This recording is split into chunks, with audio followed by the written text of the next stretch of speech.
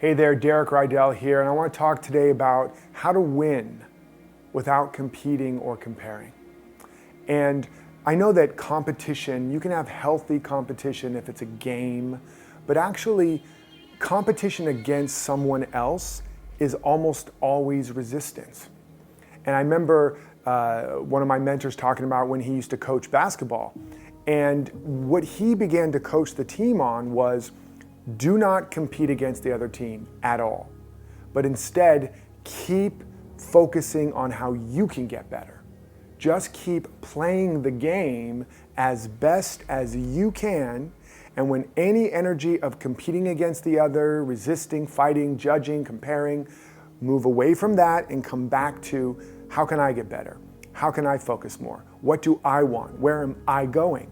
And that team won the championship something like 3 or 5 years in a row for the first time. It was like the Bad News Bears to like champions. And the biggest key thing wasn't just the skills, it was they stopped competing against someone else. What they started doing was competing against their former self. And I believe this is the quote, true nobility is not about being better than someone else. But true nobility is about being better than your former self. And so the only place you want to compete is against where you were yesterday. Not in a negative way, not in a stressful way, but you want to basically be focusing on, how can I become more of me? What do I want? Where do I want to go?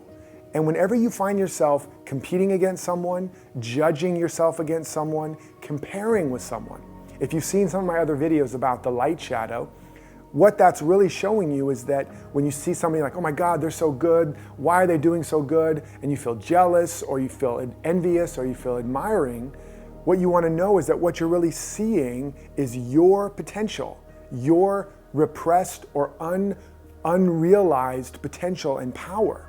And you want to reclaim it. You want to thank them. Thank you for showing me how great I am. Thank you for showing me what's possible with me. Because you wouldn't feel that if it wasn't in you. If you strike a violin on stage and you amplify it, all the violins in the orchestra pit will vibrate to that same note. If you remove that note from those violins, you can strike that violin all day and those notes will not vibrate because they're not there.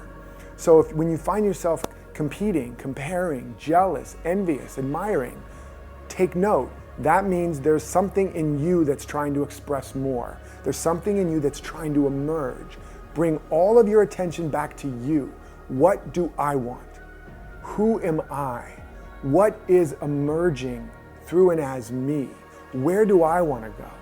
What do I want to do better than yesterday? What do I want to do better than last year? How do I want to be more me? More loving, more giving, more creative, more brilliant, more productive, more prolific, healthier, wealthier, happier. You're not competing against anyone or anything outside of you. The whole universe is within you. You don't take anything away from anybody. The more amazing and powerful and abundant you get, and likewise, nobody takes anything away from you. The more amazing and powerful and successful they get. I really want you to let that soak in. Someone else's success takes nothing from you.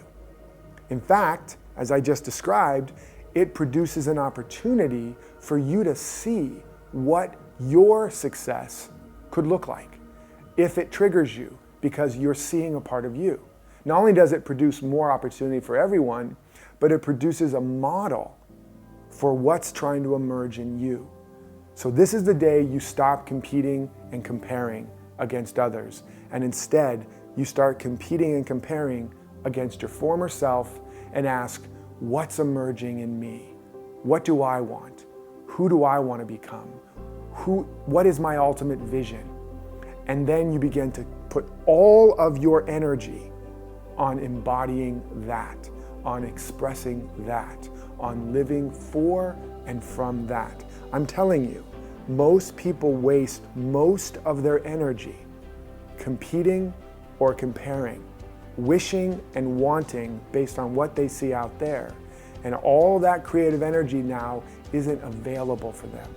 As you make this shift, you will find a level of creativity, inspiration, insight, and motivation like never before.